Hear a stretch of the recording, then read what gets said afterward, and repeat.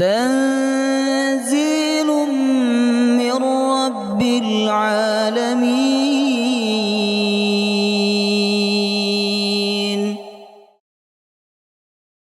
السلام عليكم ورحمة الله وبركاته. الحمد لله رب العالمين، نحمده ونستعينه ونستغفره ونعوذ بالله من شرور أنفسنا ومن سيئات أعمالنا. من يهده الله فلا مضل له ومن يضلل فلا هادي له. أشهد أن لا إله إلا الله وحده لا شريك له، وأشهد أن محمدا عبده ورسوله لا نبي ولا رسول بعده. اللهم صل وسلم على سيدنا ونبينا محمد وعلى آله وصحبه أجمعين. سبحانك لا علم لنا إلا ما علمتنا إنك أنت العليم الحكيم. اللهم إنا نسألك علما نافعا ورزقا طيبا وعملا متقبلا، آمين ya rabbal alamin. Bapak Ibu, kita akan melanjutkan kajian kitab Umdatul Ahkam. Terakhir hadis nomor berapa? 124. Sekarang kita masuk bab 21, bab tasyahhud.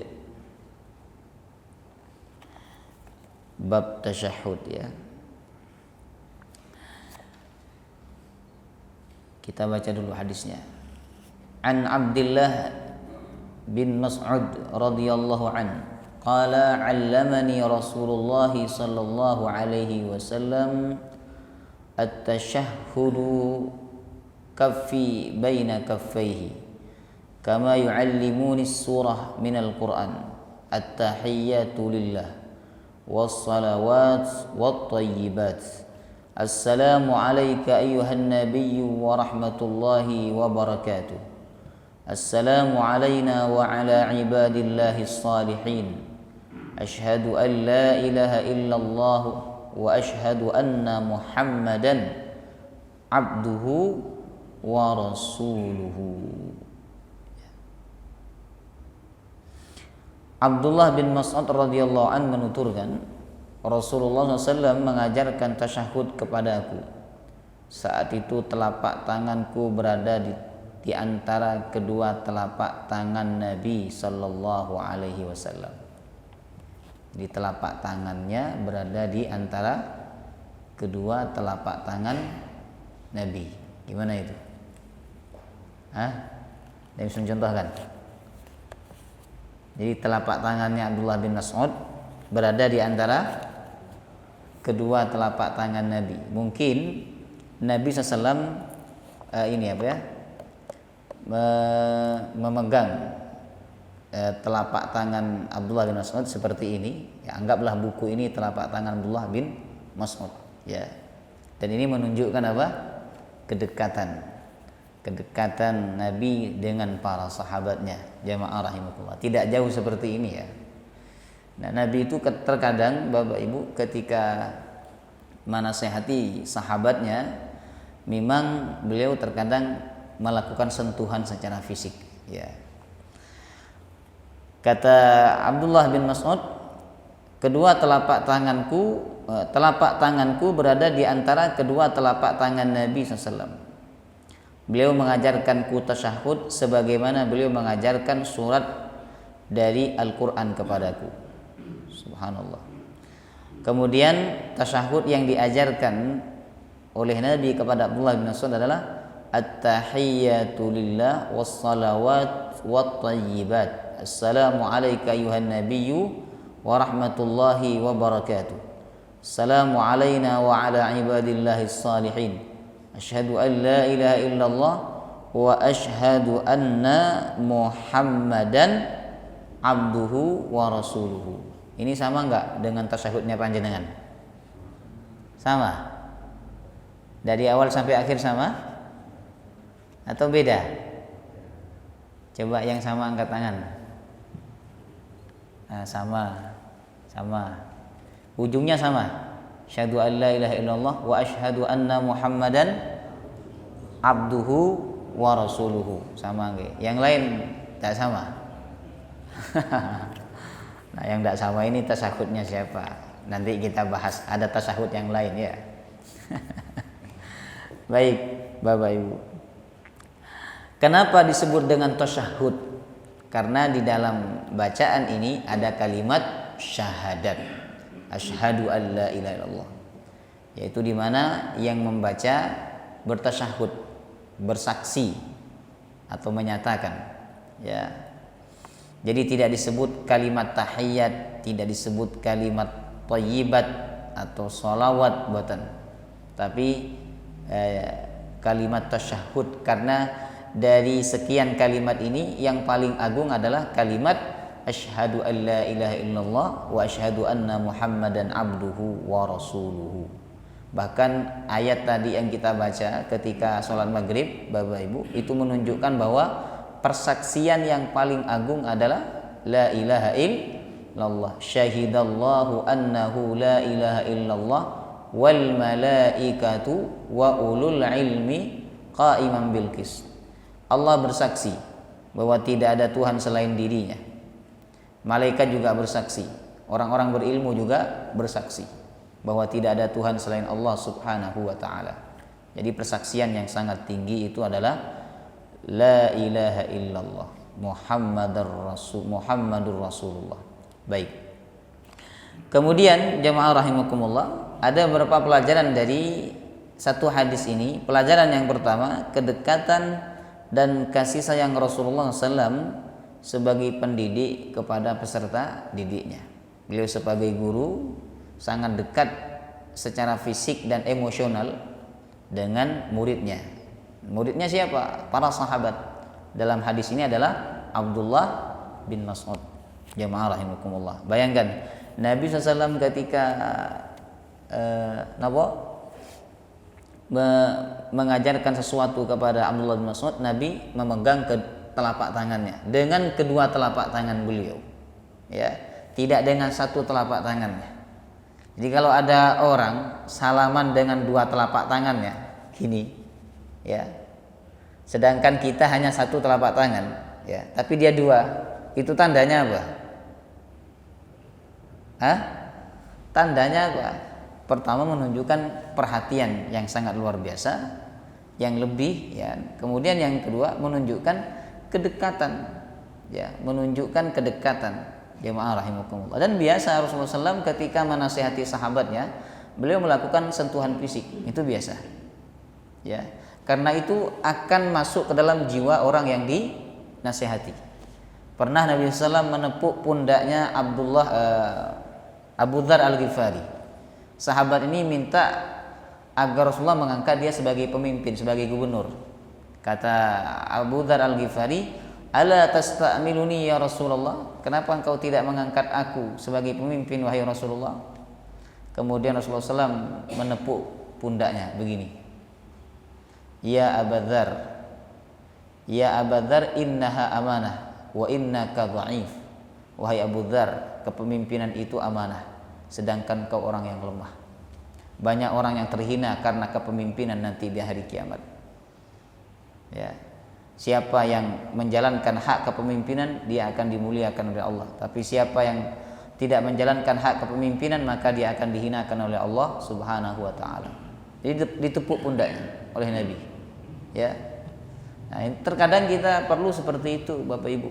Ketika kita menasihati anak kita atau murid kita, kita pegang pundaknya atau kita pegang tangannya. Jemaah rahimakumullah. Dan pendidikan seperti ini dari siapa? Dari malaikat Jibril, dari Allah. Jadi waktu Allah mengutus malaikat Jibril untuk mengajarkan 3 perkara kepada Nabi, Islam, iman, dan ihsan, kan dalam hadis Arba'in Nawawi itu, malaikat Jibril menjelma jadi seorang laki-laki, kemudian duduk di dekat Nabi, menempelkan lututnya dengan lututnya Nabi SAW. Ini dalil Bapak Ibu bahwa jarak seorang murid dengan guru itu memang lebih baik berdekatan. Karena ketika dekat secara fisik itu nanti akan mempengaruhi dekat secara emosional. Jemaah rahimakumullah. Nah di zaman Nabi nggak ada orang ngaji kayak gini. Di zaman Nabi itu sahabat kumpul di depannya gini. Nah, mereka membuat lingkaran dan seterusnya. Jemaah rahimakumullah. Adapun zaman sekarang kan sangat jauh dengan gurunya, ya kan? Ada yang cari tiang, ada yang cari dinding, macam-macam lah zaman sekarang ini. Tapi lebih bagus daripada tidak ngaji. Jemaah rahimakumullah. Jadi kedekatan secara emosional itu pengaruh Bapak Ibu. Ya kecuali yang mengajar itu bukan mahramnya. Yang ngajar ibu-ibu atau ustazah, ya panjenengan enggak usah dekat-dekat. Ya. Katanya kalau yang ngajar itu ustaz, ya sama jenisnya, maka diutamakan apa? Dekat. Nah, jenengan lihat kalau ada majelis di Madinah, di Mekah, Masjid Nabawi, itu mereka melingkar di depan gurunya dan sangat dekat jaraknya. Jemaah rahimakumullah. Ya. Nah, dan seperti itu kemungkinan muridnya tidak tidur. Ya. Tapi kalau jauh jaraknya itu ada kemungkinan tidur atau tidak fokus mendengarkan. Tapi kalau dekat tidur kan sungkan. Ya. Baik. Jadi perlu kadang melakukan sentuhan secara fisik untuk menasihati. Sebagaimana yang dilakukan oleh Nabi SAW, ya, menepuk pundaknya Abu Dzar Al-Ghifari. Dalam hadis ini menggenggam telapak tangannya, menempelkan kedua telapak tangan beliau kepada telapak tangan Abdullah bin Mas'ud. Subhanallah. Ya. Kemudian keutamaan bacaan tasyahud akhir, at-tahiyyatu was-salawatu wat-thayyibat. Nah, ini keutamaannya sangat agung Bapak Ibu, karena ketika Rasulullah mengajarkan, dalam hadis ini disebutkan seperti mengajarkan Al-Qur'an. Ya kan? Berarti Nabi itu sangat serius, sangat sungguh-sungguh mengajarkan kalimat ini kepada sahabatnya.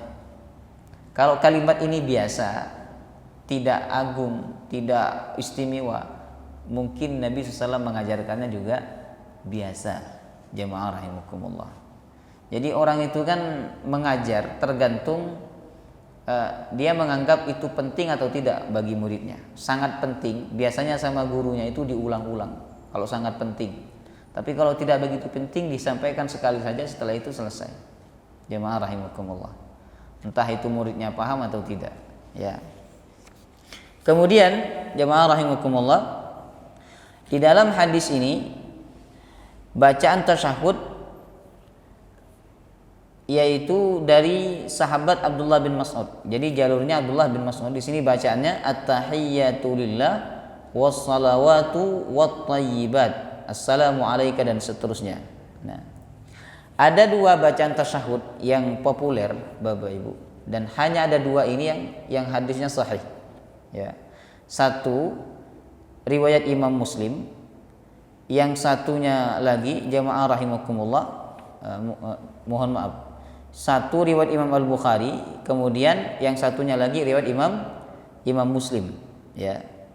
Nah, yang riwayat Imam Muslim Bapak Ibu, nah di dalam hadis ini, jadi jalurnya dari sahabat Abdullah bin, Nabi ngajarkannya kepada Abdullah bin Mas'ud. Nah, bunyi tasyahudnya begini, tahiyyatu lillah wassalawatu wathayyibat. Jadi pakai wawu ataf, at-tahiyyatu lillah wassalawatu wathayyibat. Nah, ujungnya asyhadu an la ilaha illallah wa asyhadu anna Muhammadan abduhu wa rasuluhu. Ini yang jalur Abdullah bin Mas'ud. Kemudian yang kedua jalur Abdullah bin Abbas. Ini sama-sama Abdullahnya, makanya lebih terkenal dengan panggilan Ibnu Abbas. Ini anak muda sama-sama senang kepada ilmu. Ada 3 Abdullah senang banget sama ilmu pada masa itu. Abdullah bin Mas'ud, Abdullah bin Abbas, Abdullah bin Umar. Ya. Ibnu Mas'ud, Ibnu Abbas, Ibnu Umar. Jemaah rahimakumullah. Ketika Nabi masih hidup, usianya masih belasan tahun. Dan Nabi wafat pun usianya masih belasan tahun. Jemaah rahimakumullah. Tapi senangnya kepada ilmu luar biasa. Ya. Nah, kalau dari jalur Abdullah bin Abbas, Ini disebutkan dalam hadis riwayat Imam Muslim, jamaah rahimakumullah. Imam Muslim. Ya. Itu bunyinya at-tahiyyatul mubarakatus. Enggak pakai waw. At-tahiyyatul mubarakatus salawatut thayyibatu lillah. Ujungnya nanti asyhadu an la ilaha illallah wa asyhadu anna Muhammadar Rasulullah. Nah, jadi cara membedakannya gampang. Kalau yang jalur Abdullah bin Mas'ud pakai waw, at-tahiyyatu lillah. Jadi lillahnya di depan. At-tahiyyatu lillah wassalawatu wattayyibat. Nah, kalau jalur Abdullah bin Abbas lillahnya di belakang, enggak pakai waw. At-tahiyyatul mubarakatus salawatut thayyibatu lillah. Nah, yang banyak dihafal oleh orang Indonesia itu kan dari jalurnya Abdullah bin Abbas. Nah. Kemudian mana yang paling unggul ini? Pasti kan ada yang paling unggul Bapak Ibu, ya, baik dari segi sanad maupun dari segi matan hadisnya, kalimatnya, jemaah rahimakumullah. Nah, dalam hal ini ulama berbeda pendapat. Tergantung ulamanya. Kalau pendapat Imam Syafi'i yang paling unggul ya Abdullah bin Abbas, karena beliau dalam kitabnya mengutip tasyahudnya Abdullah bin Abbas, begitu. Nah, tapi kata Imam Hanafi, dan saya lebih cenderung sebenarnya kepada Imam Hanafi. Kata Imam Hanafi yang paling unggul itu sebenarnya kalau dari segi matan, dari segi kalimat ya, adalah tasyahud dari jalur Abdullah bin Mas'ud. Kenapa? Karena menggunakan waw. Nah, waw ini kan pemisah ya. Bahwa antara yang satu dengan yang satunya berbeda. Contohnya, Ja'a Zaidun wa Amrun. Zaid dan Amr datang. Berarti kan dua orang yang berbeda. Nah, kalau misalnya Ja'a Zaidun Amrun, Zaid Amr datang, berarti ini satu orang atau dua orang? Satu orang. Namanya siapa? Zaid Amr. Paham ya? Nah, kalau tidak dipisah kata beliau, berarti at-tahiyyatul mubarakatus salawatut thayyibatu lillah itu satu pujian, maknanya sama. Jadi satu pujian maknanya sama, seperti Bismillahirrahmanirrahim. Nah, itu menurut beliau itu satu pujian, tidak ada makna yang berbeda di situ. Nah, kemudian kata Imam Hanafi, kalau menggunakan waw berarti itu pujian yang berbeda. At-tahiyyatu lillah, penghormatan untuk Allah, wassalawat, dan juga salawat, wat thayyibat, segala kebaikan untuk Allah atau milik Allah. Ya, itu pendapatnya beliau. Ya. Kalau pendapat Imam Syafi'i, pujian itu walaupun berbeda tidak harus menggunakan waw. Contohnya ketika kita menyebut sifat Allah. Sifat Allah Subhanahu wa taala misalnya di surat Al-Hasyr, huwallahu alladzi la ilaha illa huwal malikul qudusus salamul mu'minul muhaiminul. Itu kan pujian ya, tapi tidak ada wawunya. Jemaah rahimakumullah. Ya. Nah, tapi kalau Imam Hanafi ini hidup pada masa Imam Syafi'i, mungkin beliau juga menyanggah ya. Tapi kan Imam Hanafi tidak hidup pada masa Imam Syafi'i. Jemaah rahimakumullah. Ya. Nah, maka Bapak Ibu, sebenarnya kalau sifat itu tidak masalah. Nama, sifat itu tidak masalah. Tapi kalau sesuatu itu disandarkan kepada Allah dan itu bukan sifat ya, tapi semacam pujian dengan sifat ini berbeda. Ya. Contohnya, Pak Agus sifatnya baik, kalem. Tapi kalau pujian itu berbeda. Pak Agus ini orangnya suka memberi, suka senyum dan sebagainya. Itu pujian. Jemaah rahimakumullah. Nah, kalau kita menganggap bahwa at-tahiyyat, salawat dan thayyibat ini pujian sifat, maka pendapat Imam Syafi'i lebih unggul. Tapi kalau kita mengatakan tahiyyat, salawat dan thayyibat ini sebagai pujian, kita memuji Allah, kita menyandarkan bahwa segala kebaikan, segala penghormatan itu untuk Allah. Berarti yang lebih unggul adalah pendapat Imam Hanafi, karena ini pujian yang berbeda-beda. Ya, wallahu taala alam. Ya, panjenengan mau ikut pendapat Imam Hanafi berarti mengunggulkan tahiyat ini, atau mengikuti pendapat Imam Syafi'i berarti mengunggulkan tahiyat dari jalur Abdullah bin Abbas. Bapak Ibu. Nah, cuman karena panjenengan kadung hafal yang dari jalur Abdullah bin Abbas, ya monggo, berarti sama-sama sahihnya.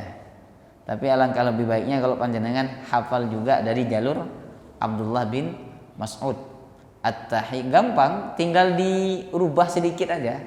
At-tahiyyatu lillah wassalawatu wattayyibat. Nah, selebihnya sama. Ujungnya dikit beda. Asyhadu an la ilaha illallah wa asyhadu anna Muhammadan abduhu wa rasuluhu. Baik. Kemudian Bapak Ibu jamaah rahimakumullah, hukum membaca tasyahud akhir. Apakah wajib? Apakah rukun ataukah sunnah? Nah, dalam hal ini ulama berbeda pendapat. Pokoknya kalau masalah fikih berbeda pendapat, berbeda itu biasa. Ya. Karena Nabi tidak menentukan ini wajib. Tidak. Nabi hanya menyampaikan, kemudian kesimpulan hukumnya ditarik oleh para ulama ahli. Ya. Nah, ulama berbeda pendapat. Kalau dalam mazhab Hanafi, nah, Imam Hanafi mengatakan bacaan tasyahud akhir ini wajib sholat, bukan rukun, tapi wajib. Jadi dalam mazhab Hanafi itu ada wajib sholat, ada rukun sholat, beda.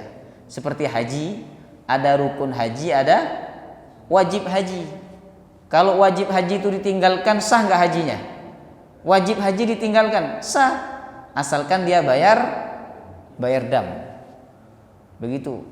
Kalau rukun ditinggalkan, nggak sah, walaupun bayar dam. Ya kan? Haji kok nggak wukuf? Mungkin malas kan? Yang mau keluar karena panasnya 50 derajat ke atas misalnya, nggak wukuf. Nah, itu nggak sah, karena wukuf itu termasuk rukun. Paham ya? Membedakan wajib dengan rukun begitu. Nah, dalam sholat kata Imam Hanafi itu ada rukun, ada wajib. Nah, yang rukun kata beliau itu ada dua.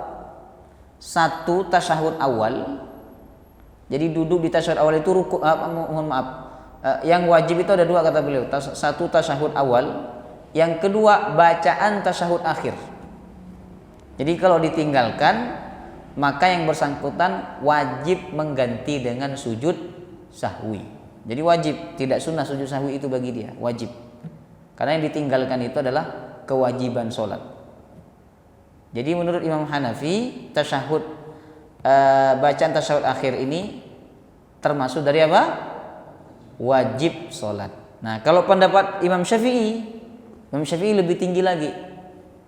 Tasyahud akhir ini termasuk rukun sholat. Berarti kalau ditinggalkan, sholatnya batal. Bapak Ibu. Dalil Imam Syafi'i bahwa di dalam hadis lain Nabi SAW memerintahkan sahabatnya untuk mengucapkan kata kul, ucapkanlah kalimat tasyahud ya. Kemudian di dalam hadis ini Nabi mengajarkan tasyahud sebagaimana mengajarkan surah dari Al-Quran, ya kan? Seakan-akan ini menunjukkan sesuatu yang sangat penting, ya. Nah, sehingga Imam Syafi'i berkesimpulan bacaan tasyahud akhir itu wajib. Nah, dalam mazhab Syafi'i, Bapak Ibu, ada 5 bacaan yang wajib dalam sholat. Diingat-ingat ya. Yang pertama Al-Fatihah. Mohon maaf. Yang pertama takbiratul ihram. Diingat-ingat. Apa? Takbiratul ihram. Ini wajib. Jadi kalau panjenengan sholat nggak takbir langsung angkat tangan tok, itu tidak sah. Kemudian yang kedua Al-Fatihah, wajib. Yang ketiga tasyahud akhir, wajib. Yang keempat sholawat kepada Nabi di tasyahud akhir. Allahumma sholli ala Muhammad, wajib. Yang kelima bacaan salam yang pertama, Assalamualaikum, itu wajib. Yang pertama, yang kedua sunnah. Itu 5 yang wajib dalam mazhab Syafi'i. Dalam mazhab lain tentu tidak 5. Dalam mazhab lain yang wajib hanya Al-Fatihah, ya kan, dan seterusnya. Kemudian jadi menurut pendapat Imam Syafi'i, tasyahud ini hukumnya apa? Rukun sholat.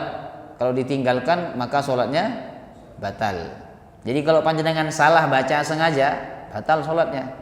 Misalnya panjenengan baca sampai At-tahiyyatul mubarakatus salawatut thayyibatu lillah asyhadu an la ilaha illallah. Jadi ada yang kepotong, maka sholatnya batal. Karena rukunnya tidak sempurna dalam mazhab Syafi'i. Kemudian pendapat yang ketiga, ini pendapat mazhab Maliki. Nah, pendapat ini beda dengan pendapat yang pertama dan pendapat yang kedua. Menurut pendapat ini, tasyahud dalam sholat itu sunnah, baik tasyahud awal maupun tasyahud akhir. Jadi pendapat ini lebih ringan. Misalnya panjenengan sholat tarawih jadi imam gitu kan, di rakaat terakhir duduk tahiyat akhir itu langsung salam, sah saja menurut mazhab Maliki, ya. Ini berarti menurut beliau, karena menurut beliau hukumnya sunnah. Ini perbedaan pendapat. Nah, inilah gunanya ngaji, Bapak Ibu. Jenengan mau yang mana? Yang wajib, yang rukun, apa yang sunnah? Baik. Mayoritas ulama di Indonesia ini bermadzhab Syafi'i. Dan para penduduk di Indonesia ini mayoritas bermadzhab Syafi'i. Berarti kalau bermadzhab Syafi'i, panjenengan ngambil hukum yang rukun, berarti wajib dibaca ini, Bapak Ibu, ya.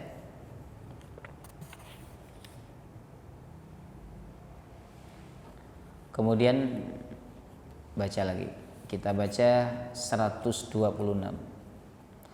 Wa fi lafzin, dan dalam lafal yang lain dikatakan bahwa jika salah seorang di antara kalian duduk tasyahud untuk salat, hendaknya mengucapkan at-tahiyyatu lillah. Nah, ini tadi yang saya sampaikan, ya. Inilah dalil Imam Syafi'i bahwa tahiyat itu termasuk rukun.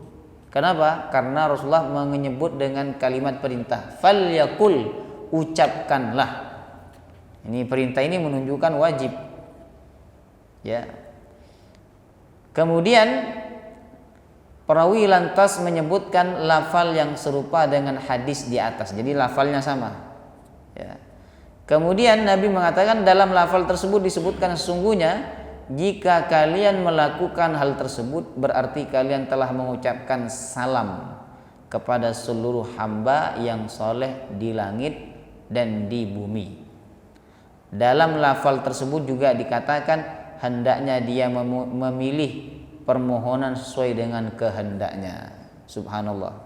Jadi kalau kita baca tahiyat, Bapak Ibu, at-tahiyyatu lillah was-salawatu wat-thayyibat, itu kita telah mengucapkan salam pertama kepada Nabi, yang kedua kepada orang-orang soleh, makhluk Allah yang soleh, baik di bumi maupun di langit, ya. Jadi di dalam tasyahud ini ada 3 hak. Satu haknya Allah, yang satu haknya Nabi Muhammad, yang satunya lagi hak orang soleh.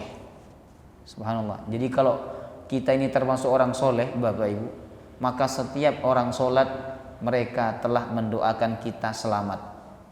Subhanallah. Ya, makanya orang soleh itu pasti selamat hidupnya. pasti dijaga hidupnya, karena setiap orang salat didoakan. Jemaah rahimakumullah, ya. Orang yang tidak baca tasyahud, maka dia telah telah melewati 3 hak. Satu, haknya Allah untuk dipuji, yang kedua haknya Nabi untuk didoakan, kemudian yang ketiga haknya orang-orang soleh, baik yang di langit maupun yang di bumi. Jemaah rahimakumullah, ya. Nah, hebatnya kalimat tasyahud ini, ketika kita mengucapkan salam kepada Nabi, itu kalimatnya adalah alaika. Kalau alaika itu orangnya jauh apa dekat? Hah? Kalau alaika orangnya jauh atau dekat? Alaika, assalamu alaika, kesejahteraan alaika atas engkau, ayyuhan nabi, wahai nabi. Itu menunjukkan dekat. Jemaah rahimakumullah, ya. Kenapa tidak menggunakan kata assalamu ala nabi wa rahmatullahi wa barakatuh, kesejahteraan atas Nabi Muhammad, rahmat Allah dan keberkahan Allah subhanahu wa ta'ala, ya. Nah, kata ulama, Bapak Ibu, itu menunjukkan bahwa yang pertama, kita ini tetap dekat dengan Nabi walaupun makamnya Nabi jauh. Jadi kita diperbolehkan untuk mengucapkan salam kepada Nabi walaupun kita tidak berada di depan makam Nabi. Diboleh. Misalnya panjenengan, assalamu alayka ayyuhan nabi, assalamu alayka ya Rasulullah, kesejahteraan atas engkau wahai Rasul. Itu diperbolehkan kita mengucapkan salam seperti itu. Atau kita mengucapkan salawat dengan dhamir ka juga diperbolehkan. Jemaah rahimakumullah, ya kan? Paham? Kemudian yang kedua, Bapak Ibu, di sini untuk Nabi 3 doanya. Wa rahmatullahi wa barakatuh. Assalamu alayka ayyuhan nabiyyu wa rahmatullahi wa barakatuh. Tapi untuk orang soleh berapa?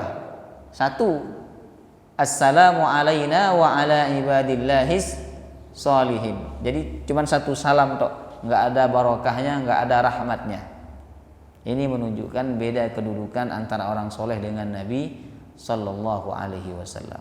Jadi usahakan kalau kita datang ke makam Nabi atau mengucapkan salam kepada Nabi di sana, usahakan salamnya lengkap. Assalamu alayka ayyuhan nabiyyu wa rahmatullahi wa barakatuh. Jamaah rahimakumullah, ya.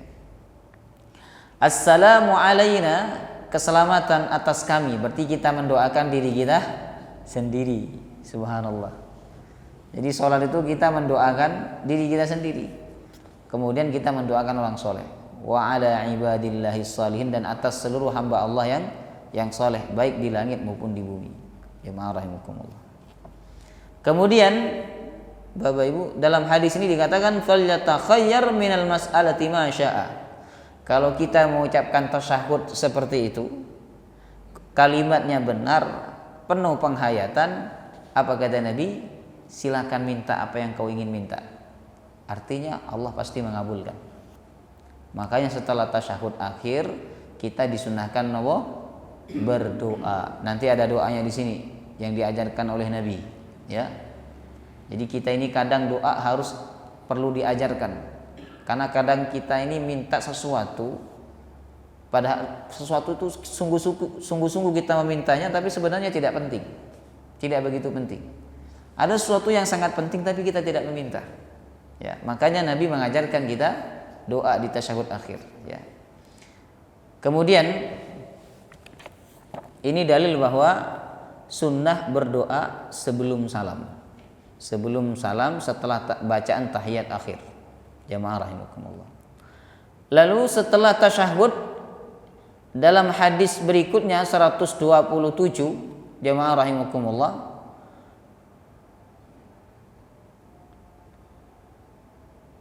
Nabi mengajarkan kepada umatnya untuk mengucapkan sholawat. Ini berdasarkan pertanyaannya sahabat, ya. Ya Rasulullah, kami itu sudah tahu caranya bagaimana mengucapkan salam kepadamu, yaitu assalamu alayka ayyuhan nabiyyu warahmatullahi wabarakatuh. Tapi kami belum tahu bagaimana cara berselawat kepadamu. Kemudian Nabi mengajarkan selawat kepada dirinya. Allahumma salli ala Muhammad wa ala ali Muhammad kama sallaita ala Ibrahim wa ala ali Ibrahim innaka Hamidum Majid.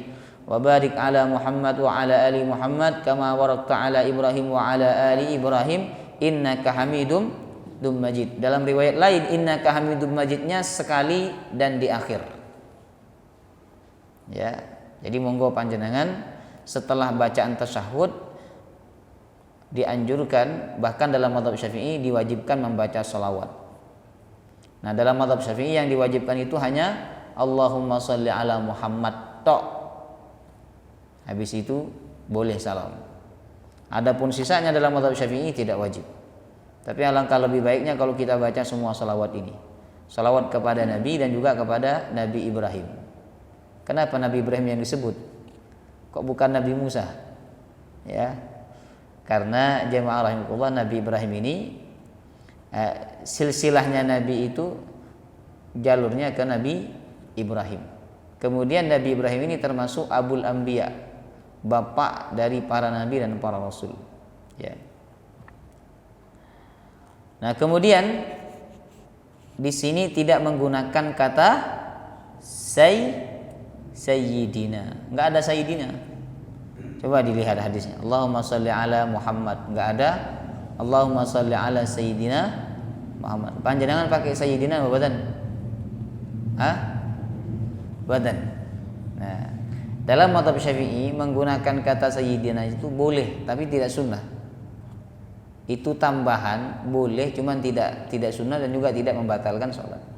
Cuman kalau saran saya, ketika kita sholat, usahakan dari awal sampai akhir itu persis seperti yang diajarkan Nabi. Karena sholat ini sakral banget. Oke lah kalau panjenengan bersolawat di luar sholat, silakan pakai sayyidina. Tapi kalau di dalam sholat, Bapak Ibu usahakan plek sama dengan yang diajarkan Nabi SAW. Nah, di sini Nabi mengajarkan tidak menggunakan sayyidina. Berarti langsung Allahumma sholli ala Muhammad wa ala ali Muhammad. Loh, kalau begitu nggak sopan dong sama Nabi. Nah, kalau nggak sopan, kenapa Nabi mengajarkan begini? Tidak mungkin Nabi itu mengajarkan keburukan. Ya, tidak mungkin Nabi mengajarkan keburukan. Kemudian sayyidina, sebenarnya sayyidina itu bukan sesuatu yang istimewa untuk Nabi. Karena sayyidina itu bukan hanya untuk Nabi. Oleh orang memakainya untuk Abu Bakar, Umar. Jadi seakan-akan tidak ada bedanya antara sayyid untuk Nabi dengan untuk selain Nabi. Harusnya kalau untuk mengagungkan Nabi bukan sayyidina tapi nabiyina. Allahumma sholli ala nabiyyina Muhammad. Bukan sayyidina. Sayyidina ini umum, Bapak Ibu. Enggak ada bedanya. Tapi kalau panjenengan betul-betul mengagungkan Nabi, menggunakan apa? Nabiyina. Karena ketika Allah menyebut Nabi Muhammad dalam Al-Qur'an, Allah menyebut kata Nabi, ya ayyuhan nabi lima tuharrimu ma ahallallahu lak. Paham ya? Nah, itu kalau kita bermaksud mengagungkan Nabi di atas manusia yang lainnya. Jadi pengagungan itu harus tepat. Jangan sama kata yang digunakan untuk orang lain, ya. Baik. Kemudian hadis berikutnya 128. Ini doa yang diajarkan oleh Nabi untuk kita baca setelah bacaan tahiyat dan sholawat, kemudian sebelum salam. Nah, hafalkan doanya Bapak Ibu. Hafal. Allahumma inni a'udzubika min adzabil qabri wa min adzabin nar wa min fitnatil mahya wal mamat wa min syarri fitnatil masihid dajjal. Hafal kan? Oh, nggak kompak jawabnya, paling nggak hafal ini. Ini perlu dikonfirmasi ya. Baik. Nah, di sini nggak ada doa minta duit ini. Di sini nggak ada doa minta duit, minta sehat, minta panjang umur, nggak ada. Di sini doanya akhirat semua. Allahumma inni a'udzubika min adzabil qabri. Ya Allah, aku berlindung kepadamu dari azab kubur. Berlindung kepadamu dari azab neraka. dari fitnah hidup dan mati, dari fitnah dajjal. Jemaah rahimakumullah. Nggih. Bapak Ibu. Hafal enggak doanya ini? Hafal nggih? Jadi berlindung dari 4 perkara. Berlindung kepada Allah dari 4 perkara. 1 dari azab kubur. Ini dalil bahwa azab kubur itu ada. Walaupun ketika seseorang membongkar kuburan orang kafir misalnya, jenazahnya enggak kenapa-kenapa. Tapi azab kubur itu ada. Ya, berdasarkan dalil dari hadis ini. Kalau enggak ada, enggak mungkin Nabi minta perlindungan. Yang kedua azab neraka. Yang ketiga fitnah, belum. Fitnah hidup dan mati. Apa fitnah mati itu apa? Fitnah su'ul khotimah. Fitnah hidup itu apa? Fitnah hidup itu kita yang dunia ini tidak membuat kita lalai dari mengingat Allah.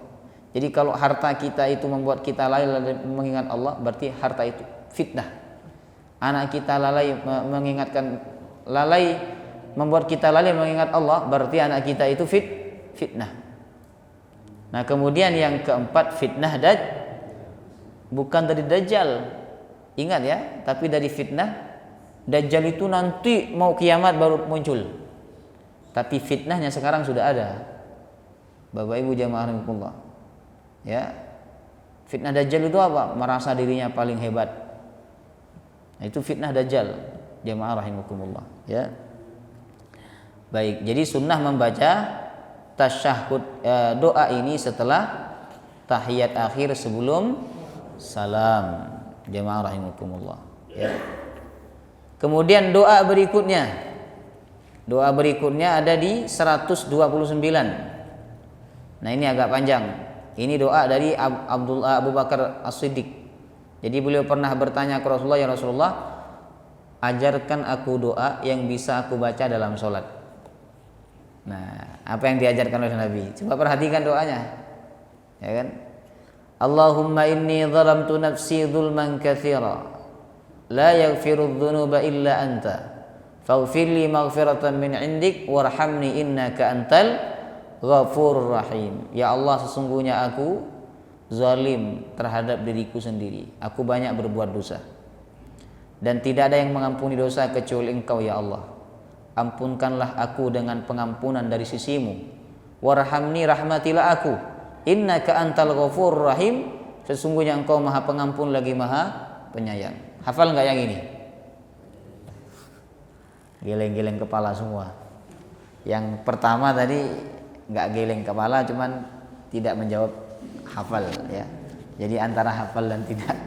Nah, yang kedua ini semuanya kompak, geleng-geleng kepala, berarti tidak hafal semuanya. Hafalkan ya. Ustadz hafal enggak? Hafal saya. Kalau saya tidak hafal malu Bapak Ibu. Ya, mau dites. Allahumma inni zalamtu nafsi zulman katsira la yaghfiru dzunuba illa anta faghfirli maghfiratan min indik warhamni innaka antal ghafurur rahim. Kalau biasa baca hafal insyaallah, ya. Jadi ketika ada sahabat minta doa kepada Nabi, Nabi ngajarkan doa akhirat. Ya. Subhanallah. Kemudian hadis yang terakhir Bapak Ibu. Jadi belajar ini tujuannya untuk diapain? Diamalkan. Bukan hanya didengarkan, dipahami, diamalkan supaya ilmunya barokah. Ya. Nah, jadi panjenengan amalkan doa ini setelah tahiyat sebelum salam. Usahakan dua-duanya dibaca. Doa yang pertama tadi berlindung dari 4 perkara. Kemudian doa yang kedua memohon ampunan dan rahmat kepada Allah Subhanahu wa taala. Yang terakhir hadis 130. Kata Aisyah radhiyallahu anha, tidaklah Rasulullah SAW salat melainkan berdoa di dalamnya subhanakallahumma rabbana Allahumma firli, subhanakallahumma rabbana wa bihamdika Allahumma gfirli. Nah, ini setelah turun surat An-Nasr ayat 1 sampai selesai. An-Nasr itu juz 30. Idza jaa nasrullahi wal fath wa ra'aitan nasa yadkhuluna fi dinil afwaja, dan seterusnya. Di ujung ada perintah bertasbih, tahmid dan istighfar. Fasabbih bihamdi rabbika wastaghfir. Nah, ini turun ketika usia Nabi 60 tahun. Maka sejak turunnya ayat ini atau surat ini Bapak Ibu, setiap kali Nabi ruku dan sujud, beliau mengganti dengan bacaan Subhanakallahumma rabbana wa bihamdika Allahumma firli. Oh, saya belum 60 tahun Ustaz, berarti saya pakai yang biasa aja dulu. Silahkan. Yang sudah 60 tahun mau mengganti dengan yang ini, silahkan. Jadi subhanakallah. Kalau kita baca yang ini Bapak Ibu, kita telah membaca 3. 1 tasbih, yang kedua tahmid, yang ketiga memohon ampunan. Tapi kalau kita baca yang biasa itu, kita hanya baca 2, tasbih sama tahmid. Subhana rabbiyal azimi wa bihamdih. Hamdih itu tasmidnya, tahmidnya. Nah, kalau kita bandingkan kemuliaannya, tentu lebih mulia yang ini. Karena yang ini yang biasa juga ikut. Tapi kalau kita baca yang biasa kita baca, yang ini tidak ikut permohonan ampunan kepada Allah Subhanahu wa taala. Jadi subhanakallahumma rabbana wa bihamdika Allahumma firli. Nah, dibiasakan ini. Biasakan. Apalagi kalau panjenengan sholat sendiri, ya kan? Mungkin panjenengan ingin berlama-lama, baca ini. Subhanakallahumma rabbana wa bihamdika Allahumma firli. Panjenengan merasa banyak dosa, baca ini. Subhanakallahumma rabbana wa bihamdika Allahumma firli. Tapi hati-hati, jangan ketukar dengan doa kafaratul majlis. Ya. Subhanakallahumma wa bihamdika asyhadu an la ilaha illa anta. Ya. Ini kok imamnya lama sekali ya. Rukuknya lama, ternyata bacanya ketukar dengan doa kafaratul majlis. Baik. Ada pertanyaan? Silakan Pak Yudi. Terkait doa Ustaz, di sini disebutkan beberapa doa, yang ditanya apakah boleh kita melafalkan doa-doa yang lain? Baik. Bolehkah kita mengucapkan doa yang lain selain yang diajarkan oleh Nabi ini? Ya kan? Jawabannya boleh, asalkan menggunakan bahasa Arab. Boleh. Jangan misalnya mau baca Rabbana atina atau Allahumma barik lana fima razaqtana wa qina. Boleh Bapak Ibu, asalkan pakai bahasa Arab. Tapi alangkah lebih baiknya kalau kita doa dengan doa yang diajarkan Nabi dulu, baru dengan doa yang lain-lainnya. Ya. Karena kalau kita berdoa dengan doa dari Nabi itu pasti doanya bagus. Pasti doanya baik. Kalau kita yang berdoa terkadang menurut kita baik, tapi menurut Allah belum tentu baik. Jamaah rahimakumullah. Ya. Makanya ada sebagian ulama itu berdoa begini, ya Allah, aku meminta apa yang diminta oleh orang-orang soleh, dan aku berlindung apa yang orang-orang soleh berlindung darinya kepada Engkau. Nah, itu paling simpel itu. Jadi kalau jenengan tidak tahu minta apa ini ya, sudah minta, ya Allah aku minta sebagaimana permintaan orang-orang soleh. Orang soleh kalau minta pasti minta iman, minta ampun, minta rahmat, minta afiat dan seterusnya. Dan aku berlindung kepadamu dari apa yang orang-orang soleh berlindung kepadamu. Ya. Subhanakallahumma wa bihamdika asyhadu an la ilaha illa anta astaghfiruka wa atubu ilaik. Wassalamu alaikum warahmatullahi wabarakatuh.